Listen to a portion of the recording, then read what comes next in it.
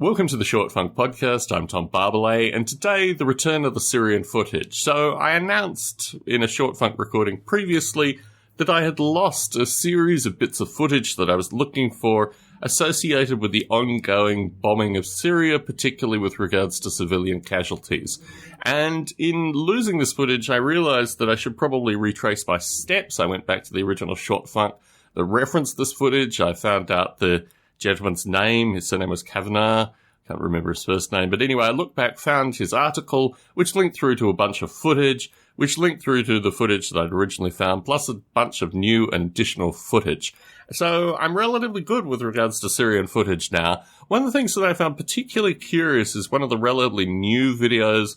A gentleman, well, you've got to imagine the scene. Basically, he's got his family laid out in front of him, a variety of lifeless bodies that he interacts with periodically.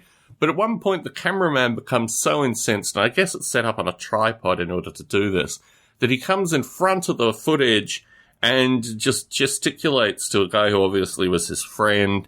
But he uses rap hand gesticulations, which are particularly curious. It's not something that I really associate with the Syrian conflict, but although it's a devastating, piece of footage, obviously, with, dead bodies, and the gentleman who's actually hosting it picks up a few of the bodies, typically children and what have you, and shows their faces and shakes it in front of the camera. So it's pretty bleak in terms of what it's actually showing. But when the cameraman comes in front of the camera, and obviously he's really annoyed that his friend has been killed, he starts using these strange rap hand gesticulations, which I feel are artificial. I mean, I don't think they're naturally the way people use their hands. This is obviously something that he's seen and adapted, and he doesn't even know. It's so subconscious to him, in fact, that he uses these hand gestures. I thought to myself, this is a really interesting kind of cross-cultural thing that's going on here.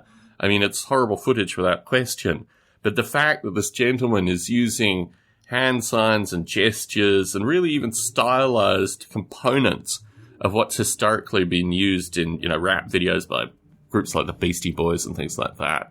I just thought this is a strange kind of cultural intersection on something that's really quite brutal and really quite disturbing. And I think from this footage, I realized that my intended use of this Syrian footage, which is to take a piece of music, which I've already copyrighted and filed, and then put, lyrics and basically remix it and scratch it and do a bunch of things that one would historically do with old records.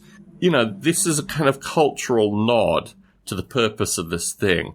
Now, this particular piece of footage I don't think I'm going to use just because I want to actually get permission for a bunch of stock footage from an organization of, Syrian humanitarian groups, because I think they have the greatest breadth, they have the greatest library in terms of this kind of footage, and it also means I only need to approach one entity and ask for permission associated with the use of this video footage. But this clip was so curious to me because it's an homage to two very different cultures and a sign of extreme stress.